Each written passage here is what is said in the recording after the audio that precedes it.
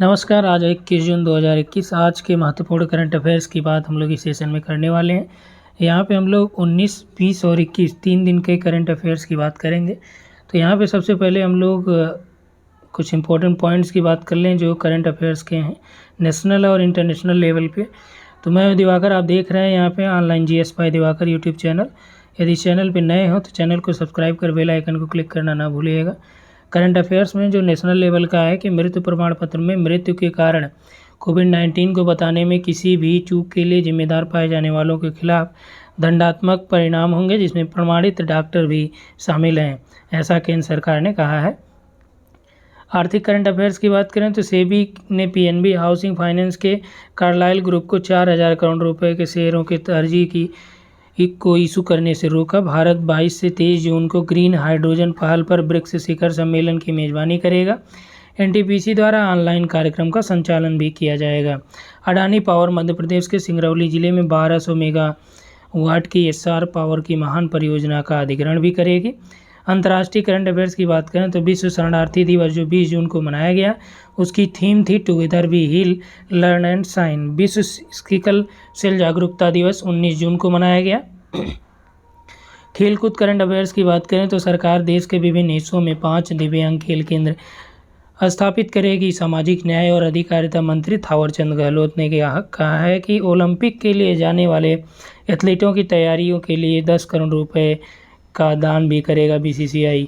Red Bull के max वेरस्टापेन ने formula 1 French grand prix जीत लिया है। नेक्स्ट पॉइंट है इब्राहिम राइसी ईरान के नए राष्ट्रपति बनाए गए। उन्हें कुल डाले गए मतों का 28.9 मतों में से 18 मिलियन वोट मिले। इब्राहिम राइसी को एक रूढ़िवादी नेता भी माना जाता है। वे राष्ट्रपति के रूप में हसन रूहानी की जगह लेंगे। वे वर्तमान में ईरान के मुख्य न्यायाधीश भी हैं। तो ये भी देखिए इंपॉर्टेंट प्रश्न है कि ईरान के नए राष्ट्रपति बन गए हैं इब्राहिम राइसी, जो है ये वहाँ के जज भी रहे हैं। इब्राहिम राइसी कौन है? इनका जन्म हुआ है 14 दिसंबर 1960 को ईरान के मसाद में हुआ था। उन्होंने 22 अगस्त 1994 से 9 अगस्त सन 2004 तक जनरल इंस्पेक्शन ऑफिस के चेयरमैन के रूप में कार्य किया। इसके बाद 27 जुलाई 2004 से 2014 तक वे ईरान के पहले उप मुख्य न्यायाधीश थे। इसके बाद 14 से लेकर 16 तक वे प्रोसिक्यूटर जनरल रहे। ईरान के 7 मार्च 2019 से लेकर वे ईरान के मुख्य न्यायाधीश के रूप में कार्य कर रहे हैं, यानी कि अभी भी वो ईरान के मुख्य न्यायाधीश हैं और वर्तमान में ये राष्ट्रपति चुन लिए गए। ईरान के बारे में जान लीजिए कि ये कैसा देश है, इस्लामिक देश है और कहाँ पे है? पश्चिम एशिया का ये देश है। इसका क्षेत्रफल 16,48,195 वर्ग किलोमीटर है। इसकी सीमाएं Armenia, Azerbaijan, Turkmenistan, Afghanistan, Pakistan, Turkey और इराक से लगती है। तो ये महत्वपूर्ण हो जाता है कि ईरान की सीमाएँ किससे हैं? Armenia, Azerbaijan, Turkmenistan, Afghanistan, Pakistan, Turkey, Iraq से लगती हैं। ईरान की जनसंख्या लगभग 83 मिलियन है। इसमें लगभग 89% लोग शिया मुस्लिम है। ईरान की राजधानी तेहरान है। इसकी मुद्रा जो है ईरानी रियाल है। अगला पॉइंट है 16 जनवरी से शुरू होने वाले अभियान के बाद महाराष्ट्र देश का पहला राज्य बन गया जो 2 करोड़ वैक्सीन लगा दिया है।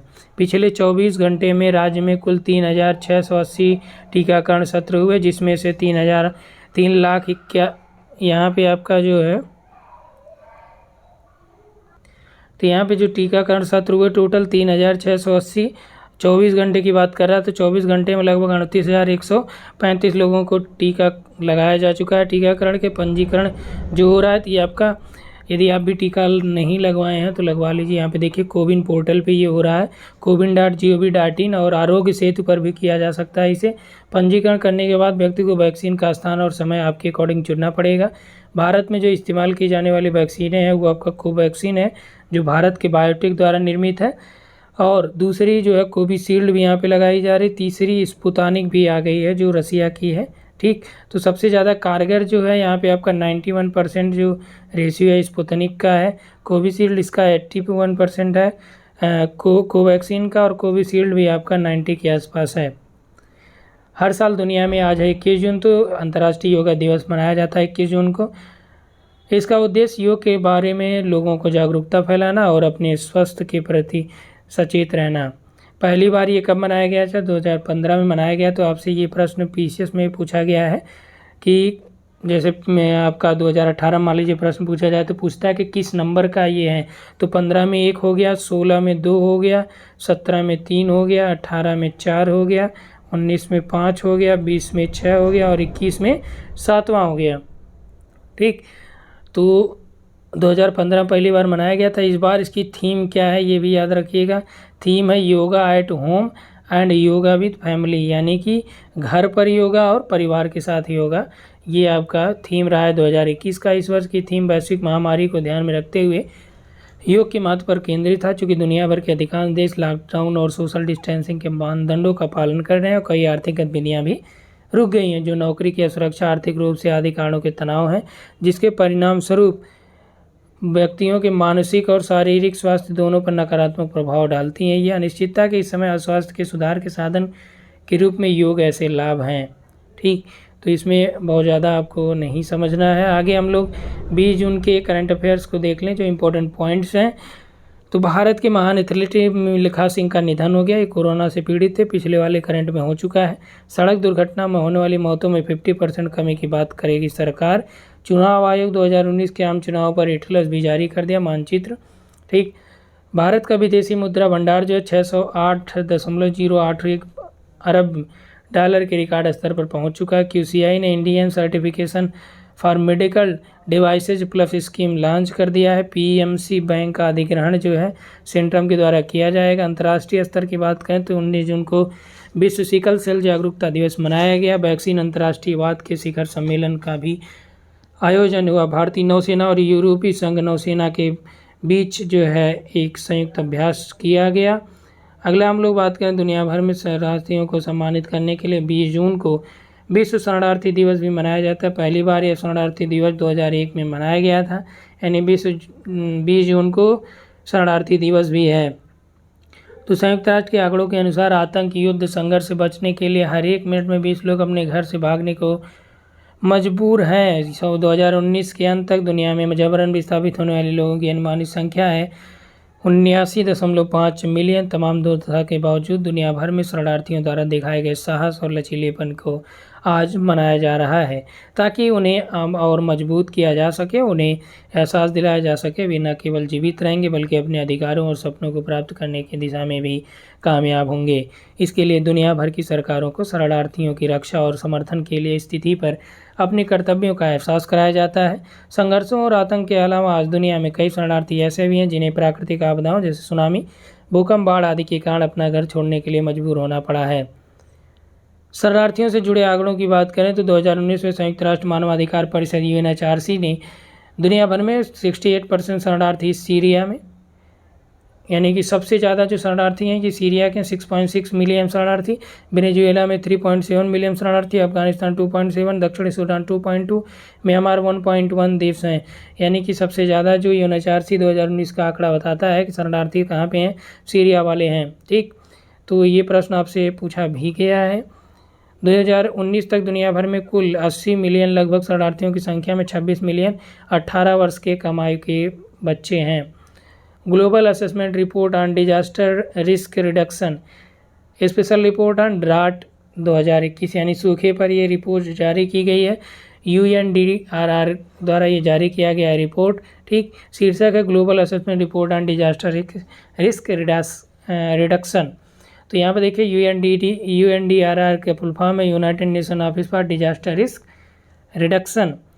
इसके द्वारा प्रकाशित की यह रिपोर्ट नवंबर 2021 में ग्लासगो में होने वाली COP26 महत्वपूर्ण जो संयुक्त राष्ट्र जलवायु वार्ता है उसमें एक बातचीत का हिस्सा भी ये रहेगा। इस रिपोर्ट के अनुसार सूखा एक छिपा हुआ वैश्विक संकट है जो जल और भूमि प्रबंधन और जलवायु आपातकाल से निपटने के लिए तत्काल कार्रवाई नहीं करने पर अगली महामारी बन सकती है। इस सदी में लगभग 5 अरब लोग सीधे तौर पर सूखे से प्रभावित हैं। आर्थिक लागत के अनुमान की बात करें तो मोटे तौर पर यह 124 अरब डॉलर था। हालांकि वास्तविक लागत कई गुना अधिक होने की संभावना है, क्योंकि इन अनुमानों में विकासशील देशों में भी अधिक प्रभाव शामिल हैं। अगले कुछ वर्षों में दुनिया के अधिकांश हिस्से में पानी की कमी होगी, कुछ निश्चित अवधि के दौरान मांग की पानी की आपूर्ति से आगे निकल जाएगी। इस रिपोर्ट पर प्रकाश डाला गया और सूखा अब व्यापक है और इस सदी के अंत तक अधिकांश देश किसी न किसी रूप में इसका अनुभव भी करेंगे। विकसित देशों पर परिदृश्य की बात करें तो इस रिपोर्ट में इस बात पर भी प्रकाश डाला गया कि विकसित देश भी सूखे से अछूते नहीं है। अमेरिका, ऑस्ट्रेलिया, दक्षिणी यूरोप ने हाल के दिनों में सूखे का अनुभव किया है। सूखे की कीमत अमेरिका में $6 बिलियन प्रति वर्ष से अधिक है, जबकि यूरोपीय संघ में यह 9 बिलियन यूरो है। सूखे के कारण की बात करें तो जलवायु परिवर्तन के बदलते स्वरूप के कारण वर्षा के पैटर्न में बदलाव हुआ है, जो सूखे का प्रमुख कारण है। हालांकि इस रिपोर्ट में जल संसाधनों के अकुशल उपयोग, गहन कृषि के तहत भूमि का संरक्षण और खराब कृषि पद्धतियों की पहचान भी महत्वपूर्ण भूमिका निभाती है। वनों की कटाई, उर्वरक और कीटनाशकों का ज़्यादा उपयोग, खेती के लिए पानी का अतिचारण और अति निष्कर्षण कुछ अन्य कारक हैं। यानी कि सूखे के प्रमुख कारण कौन से हैं, यहाँ से आप देख पाएंगे। अगला पॉइंट है, पर्यटन मंत्रालय ने कोविड-19 महामारी के बाद पर्यटन क्षेत्र को बढ़ावा देने के लिए 3 मसौदे पर रणनीतियाँ जारी की हैं। भारत एक ग्रामीण और चिकित्सा पर्यटन स्थल के रूप में बढ़ावा देने के लिए रोड मैप तैयार कर मसौदा पर रणनीतियों को पेश किया गया है। यानी ग्रामीण पर्यटन के विकास के लिए राष्ट्रीय नीति और रोड मैप भी तैयार किए गए हैं। इसकी बात करें तो भारत को सम्मेलनों और बैठकों तथा प्रदर्शनियों के लिए एक स्थान के रूप में स्थापित करना चाहता है। यह ग्रामीण क्षेत्रों में आय और रोजगार पैदा करने और स्थायी समुदायों को सशक्त बनाने के लिए पर्यटन के माध्यम से स्थानीय उत्पादों को विकसित और बढ़ावा देना चाहता है। यह ग्रामीण क्षेत्रों से पलायन को कम करने, गरीबी उन्मूलन और सतत विकास में मदद भी करेगा। मेडिकल और वेलनेस टूरिज्म के लिए मसौदा रणनीति और रोड मैप तैयार किया गया है। यह भारत को चिकित्सा, उपचार और कल्याण पाठ्यक्रमों के एक सुलभ और किफ़ायती गंतव्य के रूप में बढ़ावा देना चाहता है। मेडिकल टूरिज्म और वेलनेस टूरिज्म के विकास के लिए प्रमुख ड्राइवरों में अच्छी स्वास्थ्य सेवाओं की स्वास्थ्य और पहुंच, न्यूनतम प्रतीक्षा समय, आतिथ्य सेवाओं के आसपास सुविधा, नवीनतम चिकित्सा तकनीकी और मान्यता की उपलब्धता शामिल हैं। यह मसौदा एक महत्वपूर्ण क्षेत्र के रूप में चिकित्सा मूल्य और कल्याण पर्यटन के लिए भारत सरकार की मान्यता के अनुरूप है, जिसमें भारत के विकास में तेजी लाने और आत्मनिर्भर भारत के उद्देश्य को प्राप्त करने की क्षमता है। राष्ट्रीय रणनीति के उद्देश्य की बात करें तो राष्ट्रीय रणनीति एक संस्थागत ढांचा प्रदान करने के उद्देश्य से जारी की गई थी, जो चिकित्सा और कल्याण पर्यटन के लिए पारिस्थितिक तंत्र को मजबूत कर सकती है और एक ब्रांड विकसित कर सकती है और गुणवत्ता आश्वासन सुनिश्चित भी कर सकती है। MICE गंतव्य की बात करें तो MICE डेस्टिनेशन के रूप में स्थान देने के लिए मसौदा भी सामने रखा गया था। MICE का अर्थ है कि meeting, incentives, conferences and exhibitions. ठीक, दुनिया का तीसरा सबसे बड़ा हीरा खोज लिया गया है। इसके बारे में बात करें तो देवस्वाना डायमंड कंपनी ने बोत्सवाना की जवानिंग खदान में दुनिया का तीसरा सबसे बड़ा हीरा खोजा है। कहाँ पे खोजा है? तो जवानिंग खदान में खोजा है दुनिया का सबसे बड़ा, तीसरा बड़ा सबसे हीरा। अगला पॉइंट यहाँ पे देखिए, बोत्सवाना की बात करें तो बोत्सवाना को अफ्रीका में हीरों का सबसे बड़ा उत्पादक कहा जाता है। 198 कैरेट वजन के हीरों का पता लगाने के बाद उसे राष्ट्रपति मोकवेत्सी मसीसी को भेंट किया गया।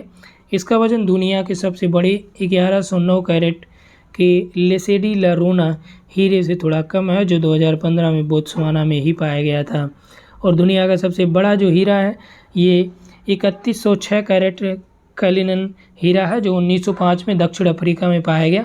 यानी कि विश्व के 3 सबसे जो बड़े हीरे हैं ये आपके अफ्रीका महाद्वीप में ही पाए गए हैं, जिसमें सबसे बड़ा आपका 3106 कैरेट का है जो दक्षिण अफ्रीका में पाया गया।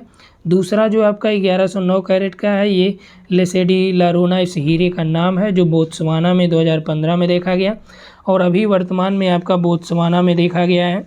इस हीरे का जो नाम है ये जवानिंग खदान से मिला है। इसे राष्ट्रपति मोकवेत्सी मसीसी को सौंपा गया है। इसके अंतिम मूल्य का अनुमान अभी जारी नहीं किया गया। दुनिया का दूसरा सबसे बड़ा हीरा है 1109 कैरेट का लेसेडी ला रोना हीरा, $53 मिलियन में बिका था। तीसरा सबसे बड़ा जो हीरा है यह 73 mm लंबा और 52 मिलीमीटर चौड़ा, 27 मिलीमीटर मोटा है। इसका नामकरण अभी नहीं किया गया है। बैकग्राउंड की बात करें तो देवस्वाना जो कंपनी है इसको कोविड-19 महामारी के बीच उत्पादन में 29% की गिरावट और बिक्री में 30% की गिरावट देखी गई थी। इस प्रकार तीसरे सबसे बड़े हीरे की खोज काफ़ी महत्वपूर्ण हो जाती है। देवस्वाना जो डायमंड कंपनी है इसके बारे में जानते हैं। ये वैश्विक हीरा दिग्गज डी बेयर्स और सरकार के बीच एक संयुक्त उद्यम है। देवस्वाना द्वारा हीरे की बिक्री, अर्जित आय का 80% रॉयल्टी, लाभांश और करों के माध्यम से सरकार को जाता है। भारत निर्वाचन आयोग ने हाल ही में जनरल इलेक्शन 2019 के लिए एक एटलस जारी किया गया है। इस एटलस को मुख्य चुनाव आयुक्त सुशील चंद्रा और चुनाव आयुक्त हैं राजीव कुमार तथा चुनाव आयुक्त अनूप चंद पांडे। देखिए यहाँ पे जो भारत के निर्वाचन आयोग है इसमें 3 चुनाव आयुक्त होते हैं, जिसमें एक मुख्य है सुनील चंद्रा, 2 जो आयुक्त हैं उसमें आपके राजीव कुमार और अनूप चंद पांडे हैं। यह दस्तावेज शोधकर्ताओं और शिक्षाविदों के लिए फ़ायदेमंद होगा। भारतीय चुनावों के विशाल परिदृश्य की खोज में भी ये मदद करेगा। जनरल इलेक्शन 2019 में जो एटलस है इसकी बात करें तो यह आम चुनाव एटलस में 2019 के सभी सांख्यिकीय डेटा शामिल किए गए हैं। इसमें 90 टेबल और 42 विषयगत मानचित्र भी शामिल हैं जो उपचुनाव के विभिन्न पहलुओं को दर्शाते हैं। भारतीय चुनाव से संबंधित दिलचस्प तथ्य और कानूनी प्रावधान को भी प्रदर्शित करता है। यह हाईलाइट करता है कि 23 राज्यों और केंद्र शासित प्रदेशों के डेटा जहां महिला मतदान प्रतिशत पुरुष मतदान प्रतिशत से अधिक था। उम्मीदवार या निर्वाचकों के संबंध में सबसे छोटे और सबसे बड़े संसदीय क्षेत्रों के बारे में जानकारी दी। राजनीतिक दलों के प्रदर्शन इसमें दिखाए गए हैं। इसमें विभिन्न आयु वर्ग के मतदाता, लिंगानुपात और निर्वाचकों की तुलना के चार्ट के माध्यम से विभिन्न श्रेणियों से संबंधित मतदाताओं के डेटा भी शामिल हैं। इस एटलस के अनुसार इतिहास में 2019 के आम चुनाव के दौरान सबसे कम लिंग अंतर देखा गया है। यह 1951 के बाद से आम चुनाव में लड़ने वाले उम्मीदवारों की संख्या की भी तुलना करता है। 2019 के आम चुनाव में कुल 8,054 योग्य उम्मीदवार ने चुनाव लड़ा था। एटलस के लाभ की बात करें तो यह भारतीय चुनाव विविधता को बेहतर समझ की जानकारी प्रदान करेगा और विभिन्न स्तरों पर चुनावी पैटर्न में अंतर्दृष्टि भी प्रदान करता है। यह उदाहरणात्मक सूचनात्मक दस्तावेज के रूप में काम करेगा जो भारतीय चुनाव प्रक्रिया की बारीकियों को समझने में भी मदद करेगा। भारत में परिवर्तनों और रुझानों का विश्लेषण करने में भी यह मदद करता है। हल्दिया जाने वाले पुर्तगाली कंटेनर जहाज से तेल रिसाव की सूचना मिलने के बाद भारतीय तटरक्षक बल जो है सतर्क हो गया है। Maritime rescue coordination centre Colombo ने चेन्नई से लगभग 450 किलोमीटर दक्षिण पूर्व में समुद्र के बीच तेल रिसाव की सूचना दी है। पुर्तगाली कंटेनर जहाज एमवी डेवोन ने कोलंबो से हल्दिया पश्चिम बंगाल के रास्ते में ईंधन टैंक में एक पानी के नीचे दरार आई है। इस टैंक में लगभग 120 किलो लीटर सल्फर ईंधन था। 120 के लीटर यानी 1000 लीटर के आसपास। तो इसमें देखिए दरार के परिणाम स्वरूप निवारक कार्रवाइयों की जाने वाले पहले 10 KL तेल समुद्र में फैल गया, यानी 10,000 जो लीटर यहाँ पे। और यह पोत जो है 382 कंटेनरों में लगभग 10,795 टन सामान्य कार्गो को ले जा रहा था। इसमें 17 क्रू मेंबर शामिल थे। जो ऑयल स्पाइल हुआ है इसकी बात हम लोग करें तो यह तेल रिसाव को पर्यावरण में कच्चे तेल, गैसोलीन, ईंधन व अन्य तेलों या उप उत्पादों को अनियंत्रित प्रवेश के रूप में भी परिभाषित किया जा सकता है। यह भूमि, वायु, जल को प्रदूषित कर सकता है। हालांकि इस शब्द का प्रयोग ज़्यादातर समुद्री तेल रिसाव के लिए ही किया जाता है। कॉन्टिनेंटल शेल्फ की बात करें तो कॉन्टिनेंटल शेल्फ पर गहन पेट्रोलियम अन्वेषण और उत्पादन तथा जहाज़ों में भारी मात्रा में तेल के परिवहन के कारण भी प्रमुख पर्यावरणीय समस्या भी बन गए हैं। विभिन्न ग्रीनहाउस गैस परिदृश्य को प्रोजेक्ट करने के लिए किए गए एक अध्ययन के अनुसार लक्षद्वीप समूह के आसपास का जो समुद्री जल स्तर है यह 0.4 मिलीमीटर से बढ़कर 0.9 मिलीमीटर प्रति वर्ष हो गया है। ठीक, इसके मुख्य निष्कर्ष की बात करें तो यह लक्षद्वीप समूह के लिए बहुत ही दुखद घटना भी है, यह समाचार भी है। लक्षद्वीप समूह के अनुमानित सबसे खराब संभावित बाढ़ परिदृश्य अनुमान विभिन्न उत्सर्जन परिदृश्यों के समान है। इस द्वीप समूह के सभी द्वीप समुद्र स्तर में वृद्धि के प्रभाव के प्रति संवेदनशील होंगे। छोटे द्वीपों में चितलाट और आमिनी में बड़े भूमि के नुकसान की आशंका भी है, तो याद रख सकते हैं। लक्षद्वीप में जो द्वीप हैं चितलाट और आमिनी है इनको नुकसान होगा। मौजूदा जो तट रेखा है लगभग 60 से 70% जो है आमिनी में और 70 से 80 जो है चितलाट में भूमि नुकसान का अनुभव करेगा। बड़े द्वीप मिनिकॉय, कवरत्ती भी समुद्र के स्तर की वृद्धि में चपेट में आएंगे। उनके मौजूदा तट रेखा के 60% के साथ भूमि का नुकसान होगा। सभी उत्सर्जन परिदृश्यों के तहत एंड्रोथ द्वीप पर समुद्र के स्तर में वृद्धि के प्रभाव का कम से कम प्रभाव पड़ेगा। द्वीप समूह में एकमात्र हवाई अड्डा अगत्ती द्वीप के दक्षिणी सिरे पर स्थित है और समुद्र के स्तर में वृद्धि के कारण यह भी प्रभावित होगा। द्वीपों की सुरक्षा के सुझाव भी दिए गए हैं। अब बात करते हैं कौन से सुझाव हैं इसमें। तो इस अध्ययन से पता चलता है कि योजना संबंधित दिशा निर्देश तैयार करने के लिए उपयुक्त तटीय सुरक्षा उपायों, सर्वोत्तम प्रथाओं का होना जरूरी है। यह अध्ययन भविष्य के अनुसंधान पर दृष्टिकोण और आयाम का प्रस्ताव करता है, जो तरंग ऊर्जा की दिशात्मक प्रकृति, अरब सागर क्षेत्र में तूफान के प्रभाव और आश्रय वाले द्वीपों और पीने योग्य पानी, स्वच्छता जैसी सुविधाओं का भी आकलन करेगा। देखिए लास्ट पॉइंट है ये आपका, भारत और भूटान ने पर्यावरण क्षेत्र में दोनों देशों के बीच एक समझौते ज्ञापन पर हस्ताक्षर किया है। ये क्या है? तो पर्यावरण, वन और जलवायु परिवर्तन मंत्री हैं प्रकाश जावड़ेकर। इनके द्वारा एक मेमोरेंडम ऑफ अंडरस्टैंडिंग यानी एमओयू पर वर्चुअली हस्ताक्षर किया गया। किसके साथ? भूटान के। ये जलवायु परिवर्तन, कचरा प्रबंधन आदि क्षेत्रों में द्विपक्षीय सहयोग के नए रास्ते भी खोलेगा। यह समझौता ज्ञापन भारतीय और भूटानी साझेदारी को बढ़ावा और वायु प्रदूषण की रोकथाम, रासायनिक प्रबंधन, अपशिष्ट प्रबंधन, जलवायु परिवर्तन आदि जैसे क्षेत्रों में सर्वोत्तम प्रथाओं का समर्थन और आदान प्रदान करने के लिए एक मंच के रूप में काम करेगा।